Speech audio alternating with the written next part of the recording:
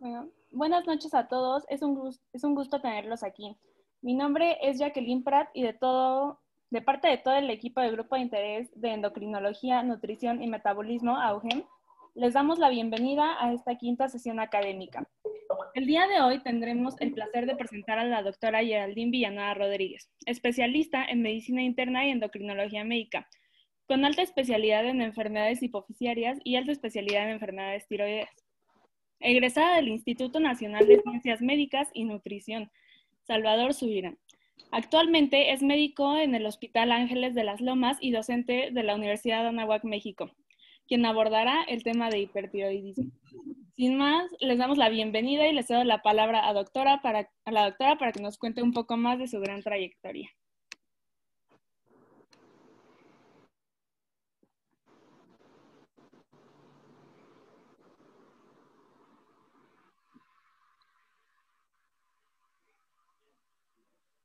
No, tiene apagado su micrófono, doctora. Ahí estamos, ¿no? Sí, ya la escuchamos. Hola, ¿qué tal? Muy buenas noches. Como bien les comentó Jaque, yo soy Geraldine y como ustedes bien saben, soy internista, y también soy endocrinóloga. Y también, como bien dijeron, tengo una alta especialidad en enfermedades hipofisiarias. Veo todo lo que es acromegalia, Cushing y demás, y también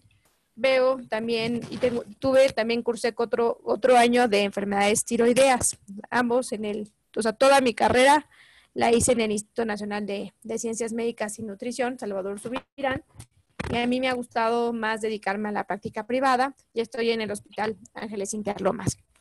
Entonces, pues bueno, pues yo creo que vamos a iniciar, no sé si estén ya todos listos, o cómo ves, Jaque, para empezar la plática. Sí, doctora, está bien. Bien. Entonces, ahí ustedes me dicen, ahí están viendo mi pantalla. Sí, ya la estamos viendo. Perfecto. Entonces, fíjense bien. Vamos a hablar principalmente, no sé si alguien pueda contestar, acerca de ustedes a qué se dedican. No sé si tengamos aquí más médicos o más nutriólogos o cómo están ahorita las cosas. Pero pues el hipertiroidismo son de las enfermedades más comunes que vamos a encontrar nosotros en la práctica clínica, no solamente para nosotros como endocrinólogos, sino para ustedes también como médicos generales, y sin duda también en pacientes o en personas que también son vistas por licenciados en nutrición. Entonces, vamos a hablar un poquito, antes de irme o adentrarme a la cuestión del hipertiroidismo. Me gustaría ir recordando un poquito acerca de la anatomía de la glándula tiroides. Recuerden que la glándula tiroides, ¿verdad?, se encuentra en la cara anterior de la tráquea. Justo, no sé si recuerden que todos tenemos aquí la manzanita de Adán, que se llama cartílago tiroides, y más abajo se encuentra el cartílago cricoides. Entonces, la tiroides, ¿dónde se va a encontrar? Justo delante del cartílago cricoides. La tiroides se llama así, o sea, adquiere su nombre derivado de acuerdo a etimología griega. ¿A qué se refiere? Tiros significa escudo y eidos, forma. Entonces, realmente lo que tenemos es que, o sea, la tiroides, ¿verdad?, se denomina así porque tiene una forma de escudo que está adelante o que está protegiendo la tráquea. La glándula tiroides, como ustedes bien saben, consta de dos lóbulos, ¿verdad? El lóbulo tiroideo del lado derecho, una parte intermedia que se denomina istmo, y una parte izquierda que se llama lóbulo tiroideo del lado izquierdo. Y pesa aproximadamente 20 gramos. Es una glándula que está totalmente vascularizada, sumamente vascularizada. Y es importante comentarles, como les pongo aquí en esta figura, en la parte inferior, ¿verdad?, de la diapositiva. Si ustedes alcanzan a ver, dentro de la glándula tiroides, en la parte posterior, contamos con las glándulas paratiroides. Es importante comentar esta situación o esta relación anatómica. Y otra cosa que también es muy importante, ¿verdad?, comentarles, es que justo al lado de la tiroides, se atraviesan ahí los nervios laringeos recurrentes, los cuales van a inervar, ¿verdad?, a las cuerdas vocales para que podamos hablar y todo. Ahora, la tiroides, pues, ¿de dónde surge? ¿De dónde se origina? Principalmente se origina, ¿verdad?, a través de los arcos y bolsas faringias. Y también otra cosa bien importante es que se va a originar desde el embrión a nivel de la base de la lengua, y posteriormente va a ir migrando, ¿verdad?, la tiroides hasta colocarse en su posición anatómica habitual, que es a nivel, como les digo, delante del cartílago cricoides. También otro punto a mencionar es que las hormonas tiroideas, ¿verdad?, las hormonas tiroideas o la síntesis de hormonas tiroideas no, se da casi desde el inicio del embarazo, ¿no? A las 11 semanas de gestación, los bebitos van a estar creando sus propias hormonas tiroideas, o los chiquitines ahí dentro de la pancita de la mamá van a crear sus hormonas tiroideas. Sin embargo, es relevante decirles que pues no van a, o sea, ya la producción adecuada de hormonas tiroideas se va a dar después del parto, ¿verdad? O sea, apenas si van a haber una síntesis muy, muy, muy poquita de hormonas tiroideas. La mayor parte de las hormonas tiroideas que dependen del bebé, pues van a depender de la madre, ¿no? Y ya cuando nace el bebé, pues ya empieza una síntesis adecuada de hormonas tiroideas. Ahora, ¿cómo se sintetizan las hormonas tiroideas o cómo es el chiste? Supónganse que aquí, incluso también en la figura del lado derecho, ahí les pongo que la unidad funcional, o sea, la casita funcional de la tiroides se denomina folículos tiroideos, se denomina folículo tiroideo. Entonces, el folículo tiroideo, ¿verdad?, tiene como un borde, ustedes imagínense como si fuera una alberca, ¿verdad? Y esa alberca tiene un borde, ¿verdad? Y dentro, pues va a haber agua, ¿no? O líquido, ajá. Entonces, el marco de la alberca, en el marco de la alberca vamos a encontrar a las células foliculares, ¿verdad? Y en el líquido, en el agua, pues de la alberca se llama coloide. Entonces, lo importante a ustedes a saber es que pues se necesitan ingredientes para que se puedan crear las hormonas tiroideas, y el principal ingrediente para que se pueda crear las hormonas tiroideas, como ustedes bien saben, son dos cosas. Uno, el yodo, ¿verdad?, que nosotros adquirimos de la dieta, nosotros adquirimos yodo. Y si ustedes alcanzan a ver también en la figura del lado, de la parte del extremo derecho de la figura, podemos ver un vaso sanguíneo, ¿verdad? Ahí dice sangre, y posteriormente, ¿verdad?, viene aquí un transportador que se llama el transportador de sodio y de yodo. Ese transportador, ese es importador, o sea, transporta tanto sodio y yodo adentro de la célula folicular, y posteriormente, ¿verdad?, a través también de unos canales que se llaman pendrinas, pues se va a transportar el yodo dentro del coloide, ¿verdad? Y una vez que están en coloide, que está en la alberquita, pues se tiene que unir a esta molécula grande que ponemos aquí, que se llama tiroglobulina. La tiroglobulina es una molécula muy, muy larga, ¿verdad?, a la cual se le empieza a añadir yodo a través de las peroxidasas tiroideas, y de esta manera, ¿verdad?, se empiezan a crear varias moléculas de T3, T1, T2, T3, T4, las cuales, pues, posteriormente van a madurarse y se van a excretar por exocitosis, ¿verdad?, a el torrente sanguíneo, ¿no?, cuando sean necesarias las hormonas tiroideas.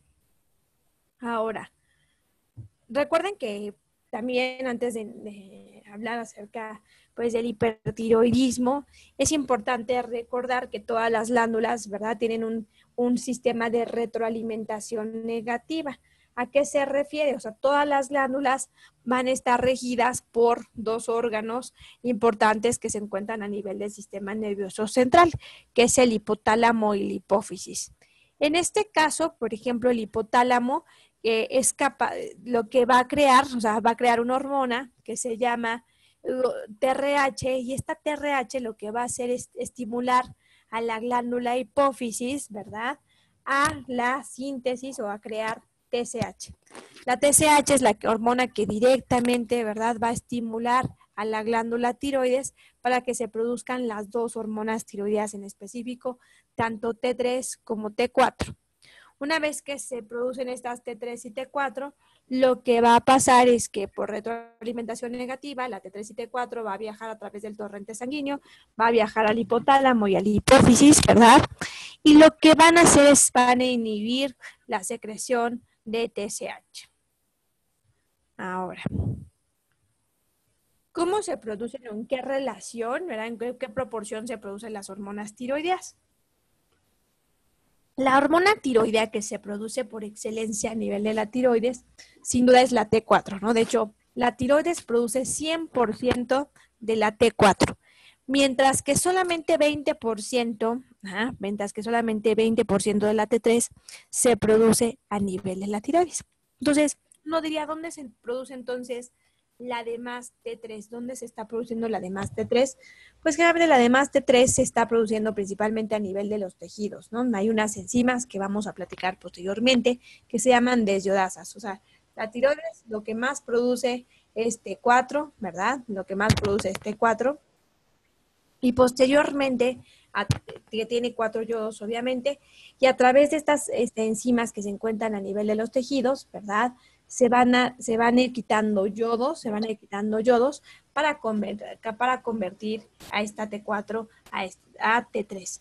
Recuerden, no sé si alguien recuerda cuál es la hormona que actúa o cuál es la hormona activa, de la tiroides. Pues la hormona activa, la que más va a actuar a nivel de tejidos, va a ser principalmente la T3. También aquí incluso les puse o les recalqué que la T3 es 3 veces incluso más potente que la T4, ¿verdad?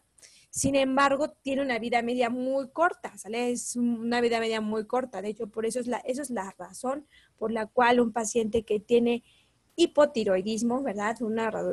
Es la razón por la cual un paciente que tiene hipotiroidismo, ¿verdad? Es sustituido principalmente por T4, ¿no?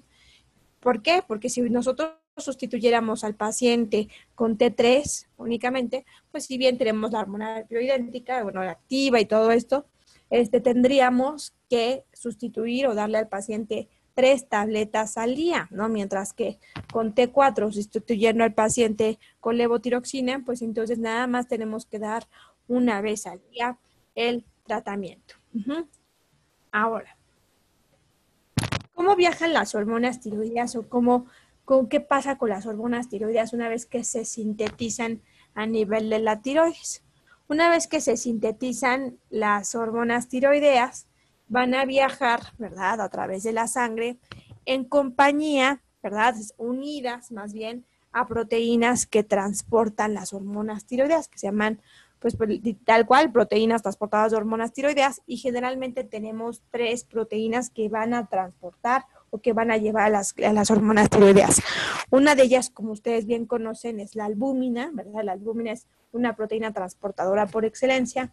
Otra de ellas es la transtierretina y otra de ellas es la transtierretina también, que es algo importante, y otra de ellas es la famosa TBG, que incluso aquí les puse aquí. No es que sea tiroglobulina, se llama TBG, ¿no? Globulina fijadora de hormonas tiroideas.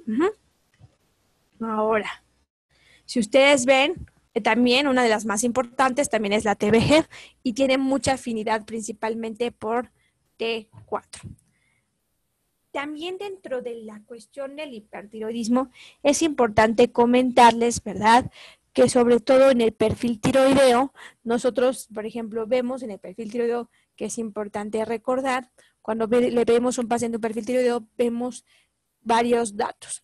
Los datos que vienen principalmente son niveles de TSH, pero no sé si ustedes recuerden que, por ejemplo, en un perfil tiroideo nosotros somos capaces de ver lo que se llama T4 total, T4 libre, T3 total y T3 libre. ¿Y a qué se refiere con total, hormonas totales y hormonas libres? Pues a lo siguiente. Las hormonas totales son aquellas que están unidas también a las proteínas transportadoras de hormonas tiroideas, o sea, son hormonas que no son biológicamente activas, y también engloba a las hormonas libres. Y la T4 libre, ¿verdad? Es aquella que anda circulando ya, o sea, ya se bajó del camión, ya se bajó de la proteína transportadora de hormonas tiroideas y ya está actuando principalmente, o ya está lista para actuar a nivel de los tejidos. Entonces, nosotros hacemos el diagnóstico de hipertiroidismo o de hipotiroidismo no principalmente con los niveles de T4 libre, no con T4 total, ¿no? Ya que hay varias condiciones que pueden aumentar ¿verdad? De manera transitoria las proteínas que transportan las hormonas tiroideas y dar niveles elevados de T4 y T3 total. ¿Y cuáles son las condiciones que pueden aumentar principalmente la TBG, por ejemplo? Una de ellas, que es bastante común, es el embarazo o el consumo, ¿verdad?, de anticonceptivos u hormonales. Entonces, un paciente que tiene, ¿verdad?, que toma hormonales, por ejemplo, que toma Yasmin o que toma un anticonceptivo, ¿qué es lo que vamos a tener en el perfil tiroideo? Pues podemos cursar con niveles de T3 total y T4 total elevados. Sin embargo, ¿verdad?, el cuerpo, a pesar de que hayan varias hormonas que estén subidas en el camión, va a ser lo suficientemente inteligente para que nada más permita bajar a una porción baja, ¿verdad?, o a la porción adecuada de hormonas libres. Ahora, no sé si hay alguien que hasta aquí vayamos bien o tengan alguna duda. ¿Vamos bien? Bueno, ahora, aquí también les pongo, ¿verdad?, ejemplificando que, o sea, la TSH, ¿verdad?, es aquella que es capaz, esa hormona es capaz de estimular la tiroides, ¿verdad?, para producir T3 y T4, ¿verdad? Una vez que se produce la T3 y T4, pues esta T3 y T4 se une a proteínas transportadoras de hormonas tiroideas, viajan a distintas partes del cuerpo. Una vez que quieren actuar, se bajan del camión y se van a formar hormonas libres. Y las hormonas libres, ¿verdad? Lo importante es que van a ser activadas, ¿verdad? La T4 libre en específico va a ser activada, ¿verdad? Aquí está, va a ser activada, van a ser desyodadas, o sea, van a ser activadas o se les va a quitar un yodo mediante las desyodasas.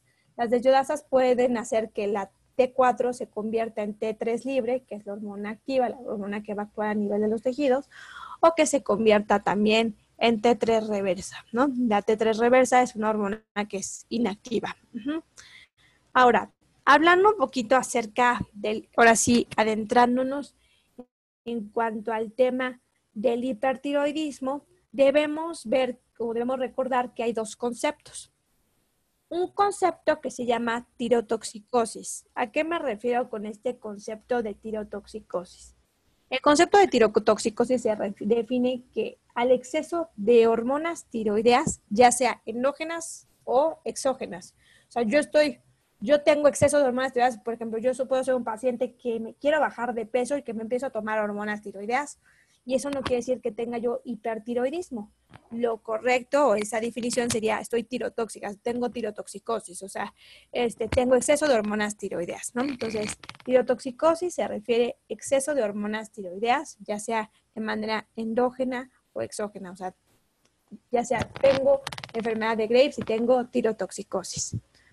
Y el hipertiroidismo en sí se refiere al exceso de función de la glándula tiroidea, ¿sale? O sea, tengo hipertiroidismo por exceso de función de la glándula tiroidea. Voy a ejemplificar un poquito más estos términos que estoy comentando. Por ejemplo, ¿puedo tener tirotoxicosis, o sea, exceso de hormonas tiroideas con hipertiroidismo? Pues sí. ¿Y qué casos, por ejemplo, se relacionan a esto? La enfermedad de Graves. Sabemos que en la enfermedad de Graves hay un exceso de producción de las hormonas tiroideas, también un adenoma productor de TSH, que es un tumor a nivel de la hipófisis, sin duda, pues también estimula la tiroides para que se creen más hormonas tiroideas, también sería otra causa de tirotoxicosis con hipertiroidismo, ¿verdad? Un bocio multinodular tóxico o un adenoma funcionante también sería un ejemplo de esto. Y ejemplos de tirotoxicosis sin hipertiroidismo, o sea, tengo exceso de hormonas tiroideas sin que tenga mayor creación de estas, sería una de ellas es que tenga yo una tiroiditis, que es una destrucción de la glándula tiroidea, que esto cause liberación de hormonas tiroideas sin que yo te esté súper produciendo hormonas tiroideas. Y otra de ellas sería el consumo, porque vamos a hablar, el consumo exógeno de hormonas tiroideas. Ahora, vamos a hablar acerca de la enfermedad de Graves, que es la más importante, no es es la principal, como ustedes saben, es la principal o la causa más frecuente de hipertiroidismo. Es la causa más frecuente de hipertiroidismo. Así que si hablamos de hipertiroidismo, debemos de sabernos de pe a pa esta entidad. ¿En quiénes más frecuentes? Nosotros, recuerden, como endocrinólogos, la mayor parte de enfermedades que vamos a ver, incluso diabetes, nosotros vemos diabetes, ¿verdad? Osteoporosis y todo, o sea, la mayor parte de nuestros pacientes van a ser mujeres. Y lo mismo pasa con la enfermedad de Graves. Es 10 veces más frecuente en mujeres. Y tiene, o se relaciona también con el HLA, DR3 y B8.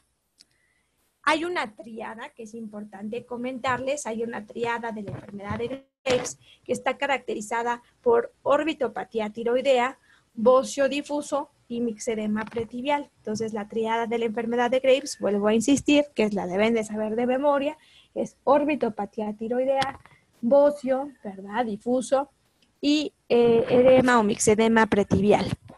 Como sabemos, es una etiología, o sea, ¿qué se debe la enfermedad de Graves? Pues es una etiología, o sea, es una patología totalmente autoinmune, ¿verdad? Se puede relacionar también con algunas otras enfermedades autoinmunes y dentro de la enfermedad autoinmune que está más relacionada es la artritis reumatoide. ¿Y por qué se condiciona? Pues porque se producen anticuerpos que se llaman TSI. De hecho, o sea, si ustedes quieren diagnosticarla así de la perfección, lo que deberían de pedirle a sus pacientes, estos anticuerpos que se llaman TSI. Se llaman TSI porque o sea, es la abreviación de inmunoglobulina estimulante de tiroides. Entonces se crean anticuerpos que tienen un efecto semejante a la TSH. Son capaces de unirse al receptor de TSH e inducir, ¿verdad?, la producción de T3 y T4. Ahora, aquí también les pongo. Ahí estamos. No sé si, permítanme porque también no hay. Bien, ahora, ¿qué síntomas tiene un paciente con enfermedad de Graves? Generalmente los síntomas que tiene un paciente con enfermedad de Graves van a ser los síntomas de hipertiroidismo, que serían nerviosismo. Todos los pacientes llegan así como muy nerviosos, muy ansiosos, así no se pueden concentrar, ¿no? De hecho, las citas o las consultas que tenemos con los pacientes de enfermedad de Graves son de casi 10 minutos, no tienes uno que ser conciso, rápido, para que te entienda rápido el paciente, porque el paciente está súper acelerado. Tiene mucha labilidad emocional, créanmelo. Si ustedes platican con un paciente con enfermedad de Graves, nada más le preguntan un poquito más allá de lo que deben de preguntar y el paciente ya está atendiendo al llanto, ¿verdad? Tienen temblor, palpitaciones, puede haber disnea, son los pacientes que tienen intolerancia al calor. Sin duda hay pérdida de peso, o sea, las mujeres están contentísimas y las más felices del mundo porque están en el mejor momento, en el mejor peso posible. Puede haber también alteraciones del ciclo menstrual, ¿verdad? Y generalmente cuando tenemos un paciente anciano, ¿sale? O sea, por lo general es más común, ¿verdad?, esta enfermedad entre los 20 o 30 años. Pero sin duda pueden haber pacientes ancianos que puedan desarrollar la enfermedad de Graves. Y es importante también decirles que pues de los ancianos la clínica no va a ser tan florida, sino va a ser un poquito más tranquila. Entonces ahí se llama incluso hasta hipertiroidismo apático. Los signos de los pacientes que tienen enfermedad de Graves, les digo, es un bocio difuso, cuando el paciente incluso tiene un hipertiroidismo un poquito más severo, hasta incluso podemos auscultar un poco un soplo a nivel, le ponemos el estetoscopio a la tiroides y podemos encontrar un soplo porque la glándula tiroidea está hipervascular. Sin duda, le escuchamos al paciente con taquicardia y puede haber la presencia de algunas arritmias. Dentro de las arritmias o la arritmia más común asociada a la enfermedad de Graves sería la fibrilación auricular. Puede haber también en los pacientes retracción palpebral, ¿no?, que es característica, por eso se hace el diagnóstico ahí como de cambio en la enfermedad de Graves. La piel está caliente y también está húmeda. Hay hiperhidrosis y puede haber onicolisis, ¿no? Ahora, es importante también saber que el hipertiroidismo o la enfermedad de Graves también se puede asociar con hipertensión arterial de predominio sistólico y puede incluso haber insuficiencia cardíaca, la cual se puede presentar en mayor frecuencia en pacientes ancianos. Ahora, Hablando de otra característica muy común que se presenta en la enfermedad de Graves, pues sería la orbitopatía tiroidea. La orbitopatía tiroidea, como ustedes ven aquí incluso en esta diapositiva, en la cual se presenta aquí a un individuo, la orbitopatía tiroidea se caracteriza por retracción palpebral. ¿A qué nos referimos nosotros como endocrinólogos a retracción palpebral? Por lo general, o cómo podemos decir, o cómo nos damos cuenta que un paciente tiene retracción palpebral. Por lo general, ¿verdad? Nosotros es común que no veamos, el iris o completamente el iris, el ojo siempre está como un poquito tapado por el párpado. Pero cuando los pacientes tienen hipertiroidismo y tienen orbitopatía tiroidea por enfermedad de Graves, como se retrae párpado, ya alcanzamos a ver casi todo el iris, que eso es un signo bien importante, ¿verdad? Puede haber edema a nivel del párpado superior y a nivel del párpado inferior, puede haber eritema también a nivel del ojo, ¿verdad? Puede haber también quemosis, que eso está relacionado a orbitopatía tiroidea. Y si ustedes alcanzan a ver, pues se refiere incluso, lo describen como una mirada fija. ¿A qué me refiero? El paciente le cuesta trabajo, ¿verdad? Los movimientos de los ojos, principalmente porque hay edema a nivel de los músculos extraoculares. ¿Y a qué se debe que un paciente con enfermedad de Graves tenga orbitopatía tiroidea? Pues sabemos que en los músculos del ojo hay moléculas que se asemejan, ¿verdad?, al receptor de TSH y por lo tanto también hay inflamación a nivel de este sitio. Ahora, es importante también comentarles que es más frecuente la orbitopatía tiroidea en mujeres, aunque cuando se presenta en hombres suele ser mucho más agresiva. El 80% de los pacientes con enfermedad de Graves que tienen orbitopatía tiroidea van a presentarse, o sea, la orbitopatía se va a presentar de manera bilateral. Hay una clara predisposición familiar a tenerla. Y una cosa que le debemos de decir al paciente con enfermedad de Graves es que debe dejar de fumar, porque, o sea, todos los pacientes que tienen enfermedad de Graves no deben de fumar. Y la razón es por la siguiente, porque, o sea, el fumar es un factor de riesgo para el desarrollo de la orbitopatía tiroidea y no solamente para desarrollarla, sino también para agravarla. O sea, si el paciente tiene ya orbitopatía tiroidea y sigue fumando, la probabilidad de que tenga una orbitopatía tiroidea un poquito más complicada es mucho más alta, ¿no? Y recuerden que pues lo peor, o sea, también hay casos muy extremos de orbitopatía tiroidea y, o sea, también la orbitopatía tiroidea también sin duda puede causar ceguera, ¿no? ¿Por qué puede causar ceguera? Porque hay inflamación a nivel del ojo. Recuerden que atrás de los músculos extraoculares se encuentra el nervio óptico. Entonces, hay pacientes que tienen una inflamación tan importante que tienen compresión del nervio óptico y esos pacientes incluso pues tienen riesgo incluso de perder la vista, ¿verdad? Entonces es importante. Aquí también les pongo, por ejemplo, una fotografía en donde podemos ver una tomografía, ¿verdad?, de órbita, en donde aquí vemos el globo ocular. Sin embargo, vemos como los músculos extraoculares, ¿verdad?, que están como hiperintensos, ¿no? Están con mayor edema. Vemos también el exoftalmos que llega a presentar el paciente. Ahora, ¿qué otra característica presenta el paciente con enfermedad de Graves o puede presentar el paciente con enfermedad de Graves? Puede presentar mixedema pretibial. Es bastante raro que se presente. De hecho, yo creo que he visto 2 mixedemas pretibiales. En nutrición veíamos muchísimos pacientes con hipertiroidismo, pero sinceramente no es que veamos de día a día mixedemas pretibiales. De hecho, cuando hay un mixedema pretibial, nos llamamos entre todos para verlo, ¿verdad? Y consiste en placas pruriginosas, ¿verdad?, a nivel de la piel, como vemos acá, hiperpigmentadas, son engrosadas, ¿verdad?, y de aspecto de naranja. Y también, o sea, es debido también a inflamación, principalmente de coactivación de los fibroblastos. Ahora, ¿cómo hago el diagnóstico de enfermedad de Graves? O sea, ¿qué debo de pedirle? Veo, o sea, a un paciente en la consulta, ¿verdad?, que creo yo que puede tener enfermedad de Graves porque viene con taquicardia, viene nervioso, ¿verdad? Viene con retracción palpebral y todo. ¿Y qué estudios son los que voy a solicitarle a mi paciente? ¿No? ¿Qué estudios son los que no debo de exagerar pidiendo estudios? Entonces, ¿qué estudios son los adecuados a pedirle al paciente? Pues sería pedirle, si ustedes, o sea, incluso si tuvieran una baja sospecha, si les queda duda si son así sus ojitos o realmente es una paciente que tiene unos ojitos o un paciente que tiene unos ojitos un poquito bonitos ahí como saltados y pues tienen ahí dudas si son así sus ojos o realmente tienen enfermedad de Graves, ahí nada más pudiesen pedir una TSH, nada más para descartar. Si tienen unos niveles de TSH normales, pues descartan la enfermedad.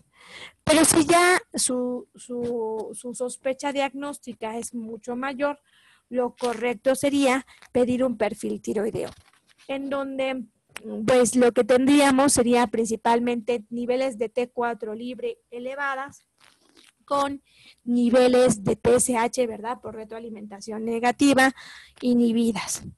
Si yo tengo ese perfil tiroideo y tengo bocio y tengo orbitopatía tiroidea, con eso ya cumplí los criterios para diagnosticar al paciente como un paciente que tiene hipertiroidismo por enfermedad de Graves. No necesito pedirle más, o sea, ya con la clínica es suficiente, chicos. Ajá. Con la clínica es suficiente.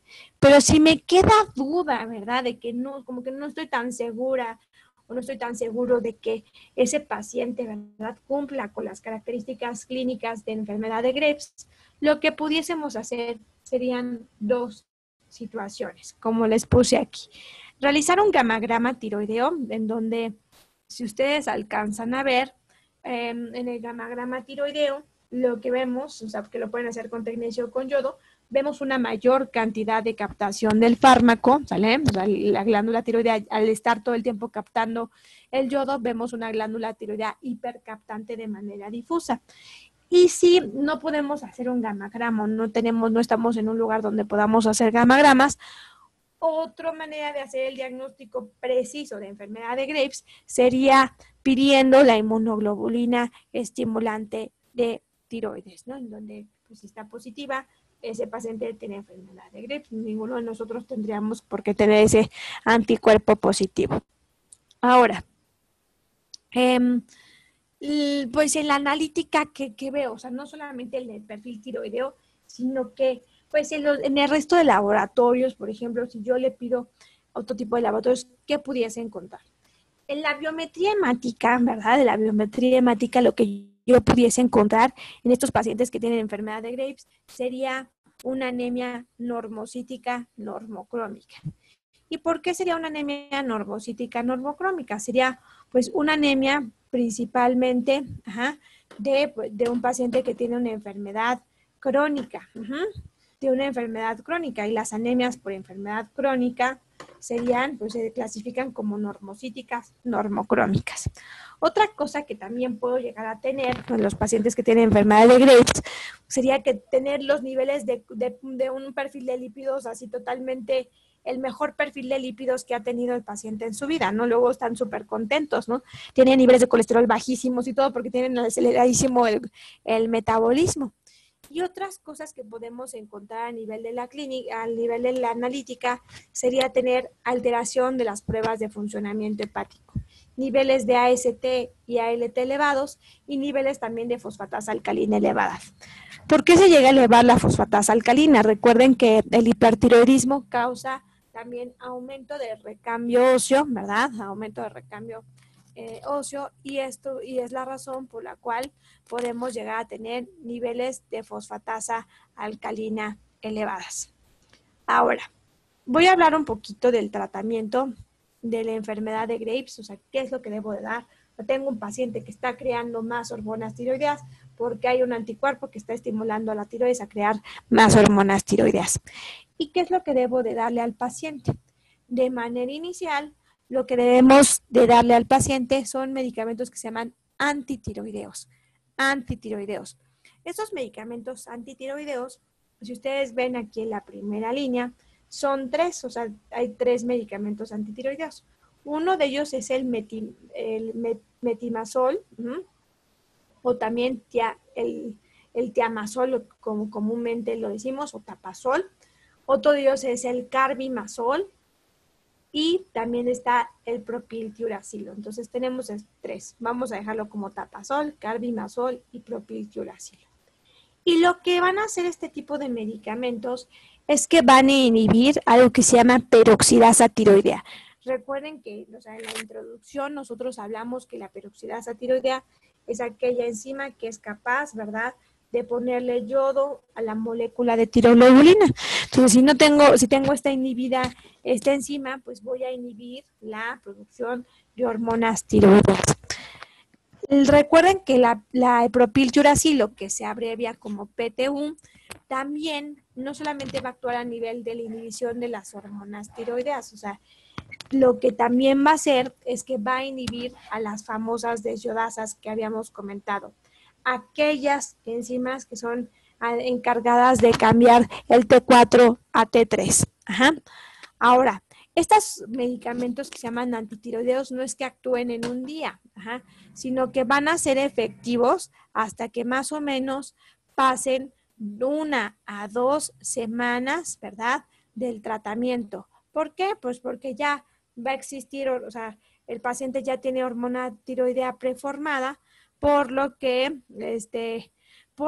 pues, o sea, va a ir tardando en actuar un poquito.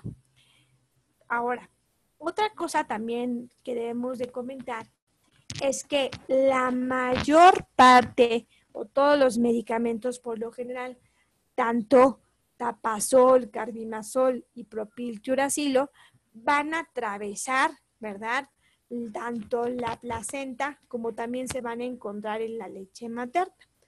¿Y cuál va a ser el que menos, o sea, atraviesa la placenta o pasa a la leche materna? Va a ser el propiltiuracilo, por lo cual lo vamos a preferir, ¿verdad?, principalmente en la primer trimestre, ¿no?, del embarazo. ¿Tienen efectos adversos estos medicamentos? Claro que tienen efectos adversos estos medicamentos. Y dentro de los efectos adversos que podemos o que están bastante, que se conocen bien, una de ellas sería la granulocitosis, ¿no?, que los leucocitos estuviesen muy bajitos. Yo inicio el tratamiento de hipertiroidismo y de repente, ¿verdad?, al mes que yo inicié el tratamiento, mi paciente empieza con fiebre, ¿verdad?, empieza con dolor de garganta, y lo que debo de sospechar por en aquel paciente que desarrolla fiebre y dolor de garganta iniciando el tratamiento sería agranulocitosis. Y lo que tendría que pedirle a mi paciente sería una biometría hemática para confirmar esta complicación.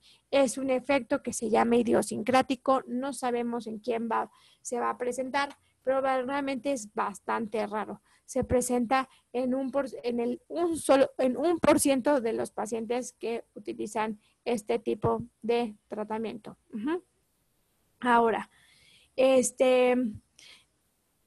también otros efectos adversos que también se relacionan a este tratamiento, sin duda serían rash, hepatitis y sobre todo cuando se utilizan en aquellas mujeres embarazadas, en los bebés, pueden tener una complicación que se llama aplasia cutis, que es bastante rara. La aplasia cutis es que los bebitos nazcan como sin cuero cabelludo. O sea, el paciente se ve como si tuvieran algún forcepsazo, o sea, como una lesión a nivel de cuero cabelludo, ¿verdad?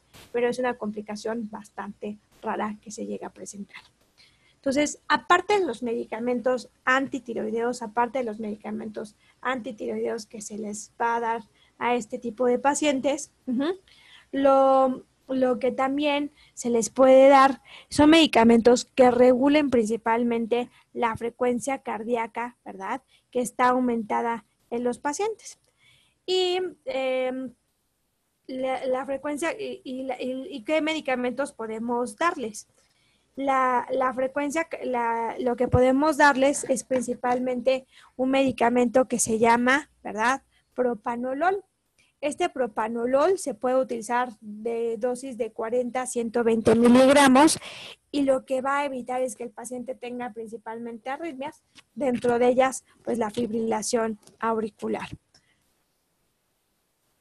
Una vez que iniciamos el tratamiento, ¿sale?, con con los bloqueadores de hormonas tiroideas, como puede ser Tapazol, lo que debemos de ver es que, pues, cuánto tiempo lo voy a dar, qué es lo que voy a hacer a largo plazo, va a ser lo único que me va a curar, pues es lo que debemos de checar. Hay pacientes, o sea, lo correcto es que todos los pacientes que tengan enfermedad de Graves reciban posteriormente un tratamiento que les llamamos definitivo, ¿no? Reciban un tratamiento que se llama definitivo. Y el tratamiento definitivo para la enfermedad de Graves no van a ser las drogas de acción antitiroidea. El tratamiento definitivo para la enfermedad de Graves sería darles a los pacientes yodo. El yodo lo que hace es, pues, causa ablación de la glándula tiroidea. Ahora, ¿y cuál es el racional de dar yodo? Después, o sea, si ustedes dejan a un paciente con drogas de acción antitiroidea y de repente se la suspenden, únicamente 30% de los pacientes que se les dieron drogas de acción antitiroidea van a tener cura y 70% van a recaer. Entonces, aquel paciente que recayó, pues es necesario darle tratamiento con yodo, o en aquellos pacientes que ya también quieran resolver su problema, lo que hacemos de primera instancia es dar 1 o 2 meses con drogas de acción antitiroidea y posteriormente ya darles tratamiento con yodo. ¿Cuáles serían las contraindicaciones? ¿Cuáles serían las contraindicaciones para el uso de yodo? Sería, pues, 1, el embarazo. O sea, el embarazo es una contraindicación absoluta de darle a un paciente yodo. ¿Y por qué? Porque el yodo es capaz, ¿verdad? Si una paciente está embarazada y le dan yodo para el tratamiento del hipertiroidismo, pues no solamente se van a causar ablación de la glándula tiroidea de la madre, sino que del pobre bebé que viene en camino ya también se lastiman por completo la glándula tiroidea del bebé y ese paciente va a quedar con hipotiroidismo de por vida. Entonces, es una contraindicación absoluta. Y otra contraindicación relativa sería también que el paciente tenga orbitopatía tiroidea. ¿Por qué tendría orbitopatía tiroidea? O sea, cuando tiene una orbitopatía tiroidea muy severa, el dar tratamiento con yodo puede exacerbar la orbitopatía tiroidea. Entonces, lo correcto cuando un paciente tiene orbitopatía tiroidea y, o sea, relacionada a la enfermedad de Graves, sería dar drogas de acción antitiroidea, hacer que se desinflame, hay que hacer que se desinflame un poquito el ojo y posteriormente, ¿verdad? Y posteriormente ya, pues darle yodo. Y otro tratamiento definitivo de la enfermedad de Graves sería la tiroidectomía, la cual pues se realiza no tanto, pues la verdad es que no es algo que realicemos así tan frecuentemente, simplemente se va a realizar en aquellos pacientes en donde se sospecha que aparte de enfermedad de Graves tengan algún tipo de cáncer, ¿no? Alguna malignidad. Entonces, ¿por qué no se realiza tan comúnmente? Pues porque al fin y al cabo implica riesgos y dentro de los riesgos sería principalmente lesión a nivel del nervio laringio recurrente o que el paciente se quede con también o que se lastimen las glándulas paratiroides. Muy bien. Entonces aquí incluso les pongo un resumen del tratamiento de la enfermedad de Graves Basedow.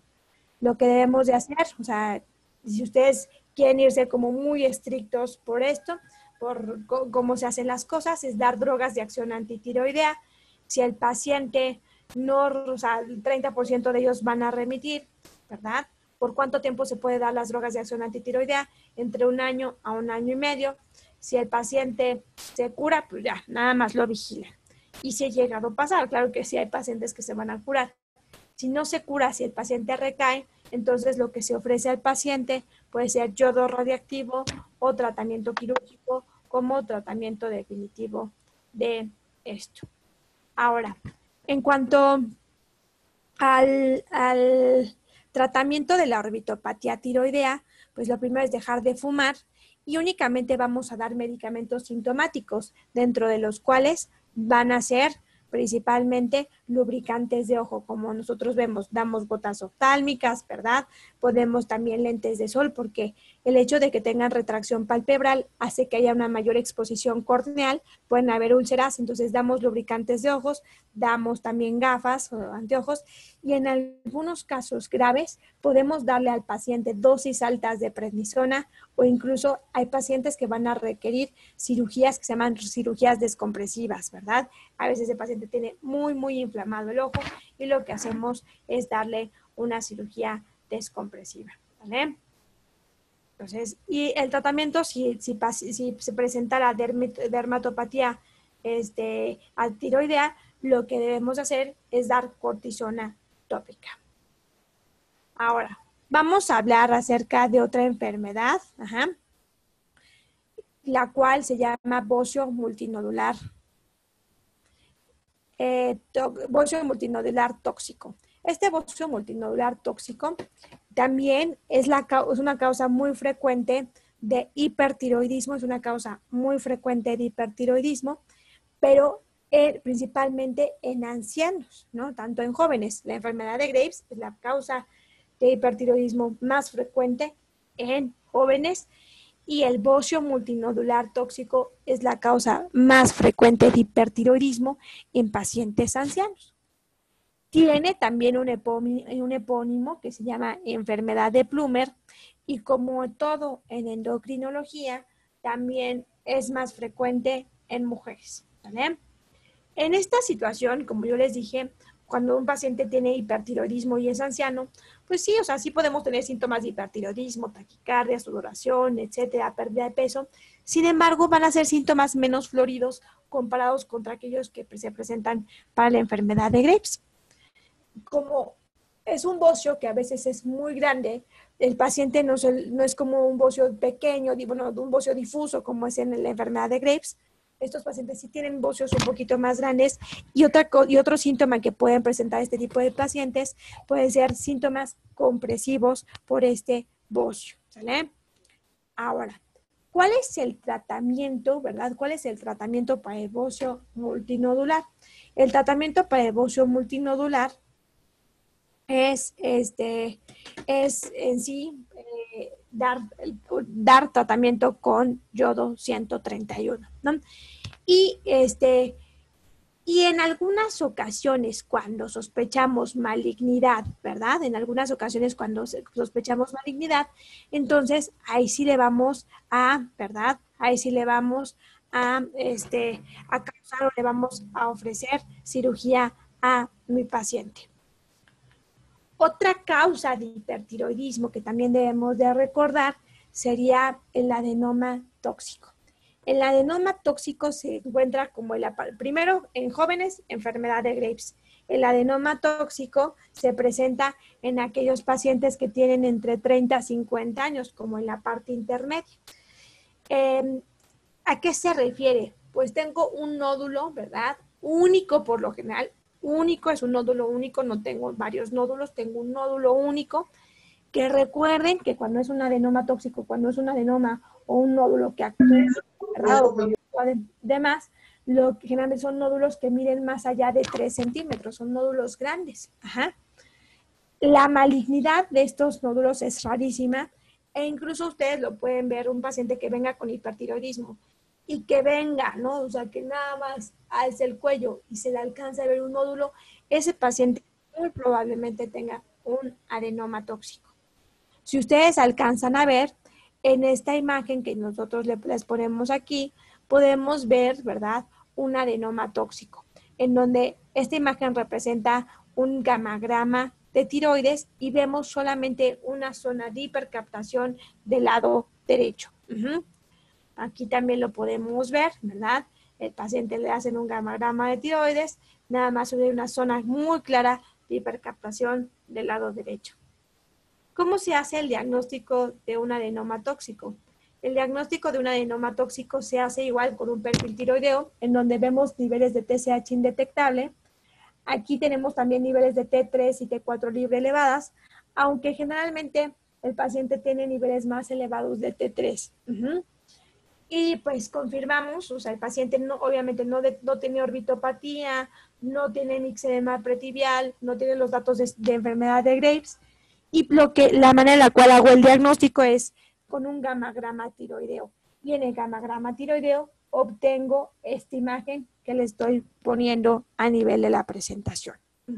También otra manera de hacer el diagnóstico es haciendo un ultrasonido de cuello en donde se alcanza a ver, ¿verdad? En donde se alcanza a ver que pues el paciente tiene un nódulo grande de un solo lado. Ahora, el tratamiento pues del adenoma tóxico al principio, como todos los casos de hipertiroidismo, pues es darles a los pacientes, ¿verdad? Darles a los pacientes drogas de acción antitiroidea y, y lo que hacemos, ¿verdad? Es necesitan resolver, o sea, las drogas de acción antitiroidea no van a curar el problema, no van a arrancarle el nódulo al paciente que está funcionando de más, y por lo cual el tratamiento definitivo de un adenoma tóxico, ¿verdad? Sería darle a mi paciente, ¿verdad? Yodo radiactivo. Y tiene una gran ventaja el dar yodo radiactivo. ¿A qué me refiero? Los pacientes que tienen un adenoma tóxico, cuando les damos yodo radiactivo, nada más van a captar, ¿sale? Probablemente nada más capten un nódulo, ¿sale? Capten a nivel del nódulo y el resto de la glándula tiroidea pues quede totalmente normal, ¿sale? Entonces, ahí está. Otro tratamiento también del nódulo del adenoma tóxico pudiese ser también el tratamiento quirúrgico, les digo. Es como más raro, pero es algo que pudiésemos ver. Ahora, es muy importante también hacer hincapié acerca de unas causas de hipertiroidismo que también que son súper importantes y a las cuales se refieren como tiroiditis. Las tiroiditis, cuando yo me refiero tiroiditis, me refiero al grupo de enfermedades en las cuales hay inflamación a nivel de la glándula tiroides. Y generalmente las tiroiditis, ¿verdad? Que van a causar, hay distintos tipos de tiroiditis, pero las tiroiditis que van a causar exceso de hormonas tiroideas son tiroiditis con dolor e inflamación. Los pacientes generalmente tienen inflamación de la glándula tiroides y tienen dolor. Y a las tiroiditis, si nosotros vemos, se van a dividir en tres grandes grupos. La tiroiditis generalmente aguda, se llama las tiroiditis agudas o supurativas, las cuales estas tiroiditis agudas o supurativas se van a asociar, ¿verdad?, a infecciones bacterianas. Son bastante raras. ¿A qué me refiero? El paciente, ¿verdad?, tiene alguna caries, algún proceso, algún absceso a nivel de boca, algún absceso principalmente en la cara, y a través de la contigüidad, la bacteria, ¿verdad?, va a llegar a nivel de la glándula tiroides y va a formar un absceso. Estas enfermedades son raras sin duda porque la tiroides está totalmente llena de yodo, ¿verdad? Y lo que utilizamos para desinfectar las superficies a veces es yodo. Entonces es raro que la tiroides se llene de alguna bacteria, pero sí puede ser el caso. Entonces, en este tipo, o sea, la clínica de este paciente que tiene un absceso, imagínense un paciente que tiene un absceso a nivel de la tiroides, la clínica va a ser fiebre, ¿verdad? El paciente tiene fiebre, tiene malestar general, tiene un absceso y generalmente, o sea, no lo pongo tanto como una causa de hipertiroidismo, porque como nada más tienen un absceso, el paciente puede tener de dos ocasiones. O que tenga la mayor parte de los pacientes con una tiroiditis aguda, ¿no? Aguda, causada por bacterias, por un absceso, van a tener pruebas de funcionamiento tiroideo normales, porque nada más se forma un absceso a nivel de un sitio de la glándula tiroides. Pero una minoría de pacientes pueden tener también hipertiroidismo por destrucción del sitio en donde se puso el absceso. El tratamiento de estas tiroiditis agudas sería pues drenar el absceso, ¿verdad? Y dar tratamiento antibiótico. Y en específico la tiroiditis que quiero que quede mucho más clara sería la tiroiditis subaguda. La tiroiditis subaguda es un padecimiento que se caracteriza por un dolor o un malestar a nivel de cuello, bocio difuso, ¿verdad? Y tiene una evolución, esta enfermedad tiene una evolución que se llama predecible en cuanto a la evolución de las pruebas de función tiroidea. La incidencia de las tiroiditis subagudas es aproximadamente de 12 casos por 100,000 pacientes año y es más común, o la incidencia es más común nuevamente en hombres versus mujeres, ¿no? Perdón, en mujeres versus hombres. 19 casos mujeres versus 4 casos hombres. Es más común a nivel de la edad adulta joven, ¿sale? Lo van a ver bastante común. Y la mediana de edad aproximada va a ser de 35 años. Se sabe que la incidencia de las tiroiditis subagudas va a ir disminuyendo conforme pasa la edad. Ahora, las tiroides subagudas generalmente se presume que la razón por la cual se inflama la glándula tiroides es que pues generalmente hay una infección viral que precede a esta inflamación de la tiroides. Hay varios virus que están asociados. Si ustedes ven aquí les pongo, está el virus de Coxsackie, el adenovirus, el sarampión y varios otros virus más. También se relaciona con ciertos HLAs, en especial el HLA-B35. Y la hipótesis o por la cual se inflama la tiroides, ¿verdad? Es que hay una infección viral subclínica o clínica que hace que tengamos ahí algún antígeno, que se libere algún antígeno, ya sea viral o propio, y pues llegan los linfocitos T, ¿verdad? Llegan posteriormente, o se activan los linfocitos T que causan citotóxicos y posteriormente van a ir estos linfocitos T a dañar, ¿verdad? Las células foliculares. Las manifestaciones clínicas, el 95% de los pacientes que tienen una tiroiditis, o sea, es clínico, el diagnóstico es totalmente clínico, van a tener dolor y, o sea, ese dolor puede aparecer de manera súbita o ir presentándose de manera gradual. O sea, la enfermedad de Graves o el bocio multinodular tóxico, el adenoma tóxico, no van a tener dolor. En las tiroiditis subagudas va a haber dolor, ¿sale? Que puede estar limitado a nivel de la tiroides o que puede ir irradiado a nivel de cuello, ¿sale? El dolor generalmente aumenta cuando el paciente tose o cuando el paciente mueve el cuello. Algunos otros pacientes van a presentar algunas manifestaciones sistémicas, como puede ser fiebre, fatiga, anorexia, mialgias, que también puede haber. En cuanto a la exploración física, generalmente vemos un bocio, la tiroides puede estar aumentada también de manera difusa. Hay dolor cuando nosotros palpamos a la tiroides. La mayor parte de veces los dos lóbulos van a estar afectados y la mayor parte de los pacientes van a presentar signos y síntomas leves de hipertiroidismo y va a depender, ¿verdad?, en qué momento de la enfermedad encontremos al paciente. Si ustedes ven, la enfermedad cursa con varias etapas. La primera etapa es la de hipertiroidismo, o sea, la glándula tiroides se inflama, se liberan un montón de hormonas tiroideas, porque es como si cayeran cañonazos a nivel de la tiroides, se destruye la tiroides, hay una elevación de hormonas tiroideas, posteriormente se sigue por un periodo de eutiroidismo y posteriormente, como les pongo aquí en la gráfica, el paciente cae con hipotiroidismo y la mayor parte de pacientes, ¿verdad?, va a restablecer su glándula tiroides.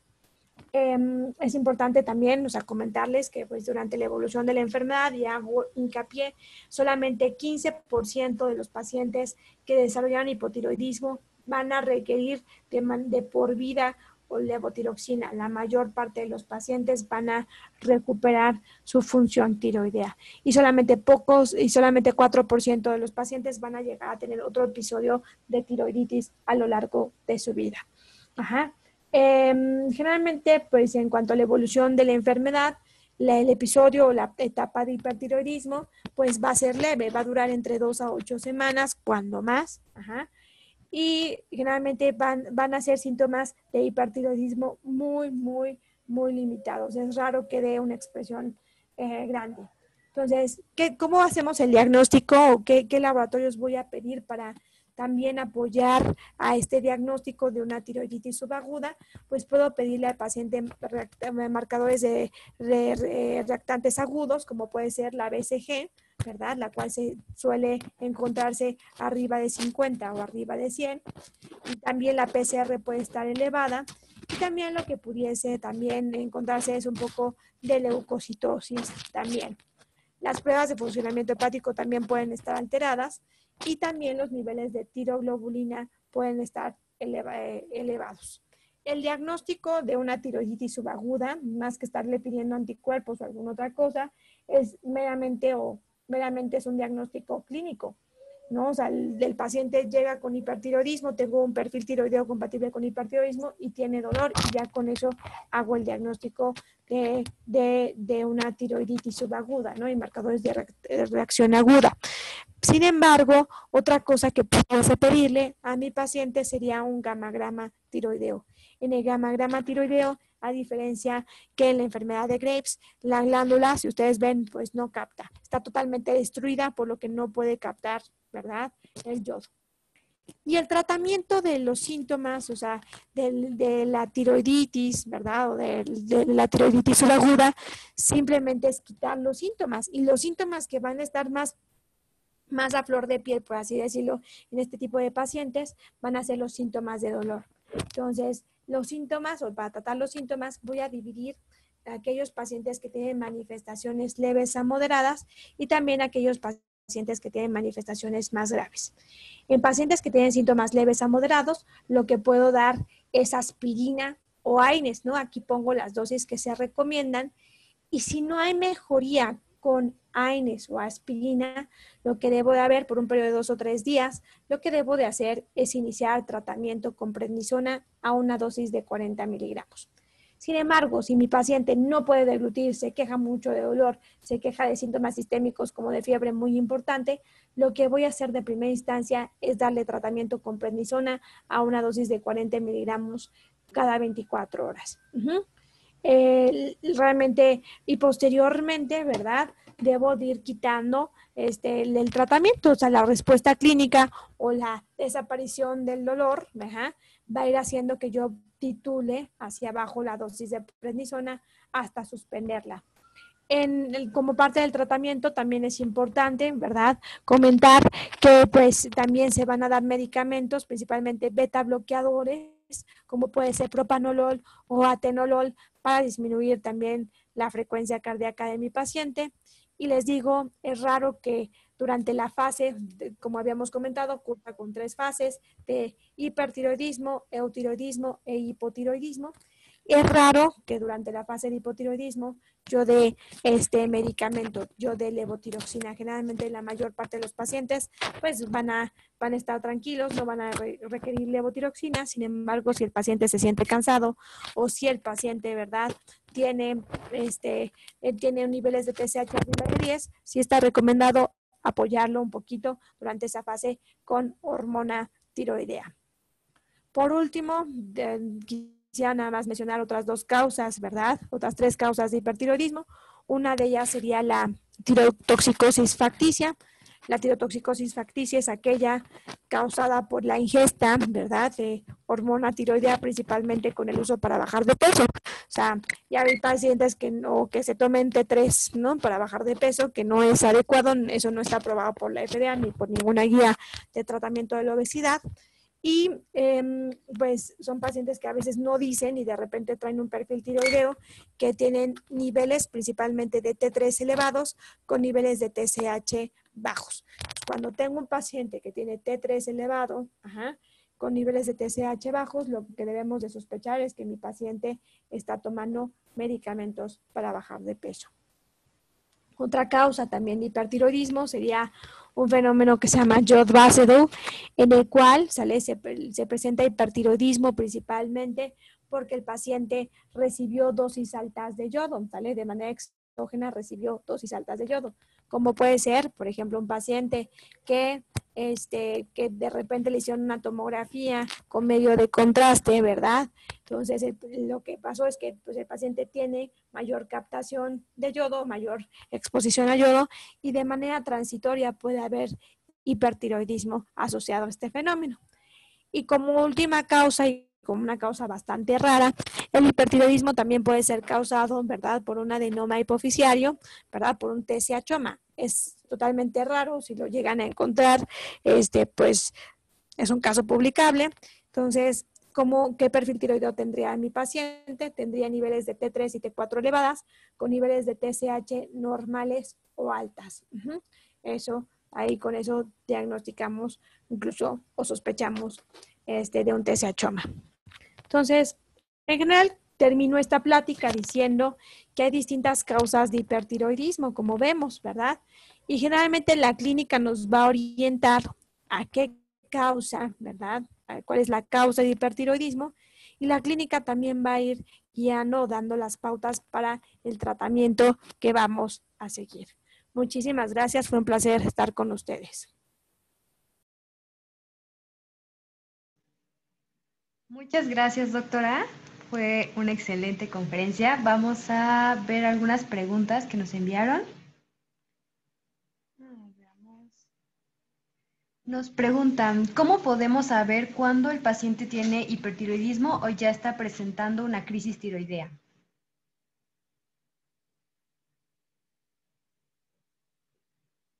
Está su micrófono apagado, doctora. En la crisis tiroidea, pues el paciente tiene hipertiroidismo, pero hay unos criterios que se llaman criterios de Bartovsky, en los cuales, por ejemplo, toman en cuenta si el paciente tiene fiebre, ¿sale? Si el paciente, la temperatura del paciente, toman en cuenta si el paciente ya tiene alguna arritmia, ¿verdad? Toman en cuenta el estado clínico del paciente, o sea, el estado de alerta del paciente, toman en cuenta la presencia de alguna alteración gastrointestinal, como puede ser alteración de las pruebas de funcionamiento hepático, náusea o vómito, y toman en cuenta también, también temperatura. Entonces, de acuerdo a estos criterios de Bartovsky, si tenemos un nivel de una escala de Bartovsky elevada, ¿verdad? Eso ya es compatible con tormenta tiroidea, pero principalmente, ¿verdad? La crisis tiroidea, los pacientes es la expresión máxima, ¿verdad? La expresión máxima de hipertiroidismo, y generalmente tenemos, lo vamos a sospechar como puntos sencillos. El paciente tiene ya una arritmia, tiene hipertiroidismo y viene con arritmia o viene con alteración del estado de alerta o con fiebre. Estos serían los 3 puntos importantes, ¿verdad?, que harían sospechar una crisis tiroidea. Y les digo, y hay una escala de Bartovsky que nos permite diagnosticarla. Muy bien. También nos pregunta Daniel que posterior a la tiroidectomía se indica levotiroxina de por vida. Sí, después de la tiroidectomía, todos los pacientes van a requerir hormona tiroidea de por vida. Anaí nos pregunta, buenas noches, doctora, ¿en qué pacientes está indicado la tiroidectomía? En aquellos pacientes que tengan sospecha de malignidad, principalmente en aquellos pacientes que tengan sospecha de malignidad. Esos son los pacientes que tienen hipertiroidismo y que les vamos a dar tratamiento con tiroidectomía principalmente. Okay. Leo Ruiz nos pregunta, ¿los anticuerpos antitiroideos pueden también ayudarnos a poder diagnosticar hipertiroidismo? Leo, pues principalmente los anticuerpos, cualquiera de nosotros los puede tener, ¿sale? Sin que tengamos hipertiroidismo. O sea, recuerden que también son como los anticuerpos antinucleares. Cualquiera de nosotros podemos tener anticuerpos antinucleares, pero no por eso voy a tener lupus, ¿no? Entonces, los anticuerpos nada más ayudan principalmente a distinguir las etiologías, la etiología principalmente. Okay. Y por último nos preguntan cómo interactúan los alimentos goitrogénicos con el bosón. Pues sí, o sea, principalmente por ejemplo, como las coles de Bruselas, la yuca y todo, lo que hacen no es tanto causar hipertiroidismo, sino que lo que hacen es principalmente causar, ¿verdad? Causar hipotiroidismo, no tanto hipertiroidismo. Esos son más de hipotiroidismo. Ok, creo que ya no tenemos más preguntas, con esta cerramos. Muchísimas gracias, doctora, de verdad fue una plática muy enriquecedora y muy clara. No sé si quiere agregar algo. No, al contrario, fue un gusto estar con ustedes y que sigan también disfrutando de sus pláticas. Muchísimas gracias y pues cerramos ya con nuestra plática. Los esperamos en la próxima transmisión. Vamos a poner ahorita el QR para que se puedan, para llenar el forms de asistencia, y también en el chat vamos a poner el link para que para que puedan llenarlo. Esto sería todo por AUGEM. Los esperamos en la próxima transmisión, que vamos a ver inmunonutrición. Y pues muchas gracias a todos por estar aquí. Buenas noches. Gracias. Nos vamos a quedar un ratito más para los que van a llenar su forms. Pero muchas gracias, Gracias. doctora. Buenas noches. Bye.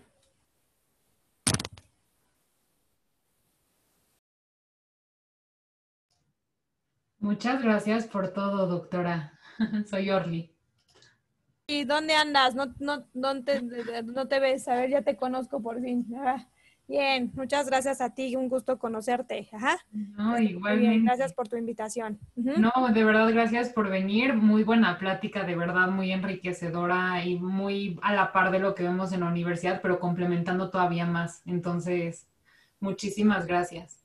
A ti, cuídese mucho. Un gusto. Bye. Igualmente, bye.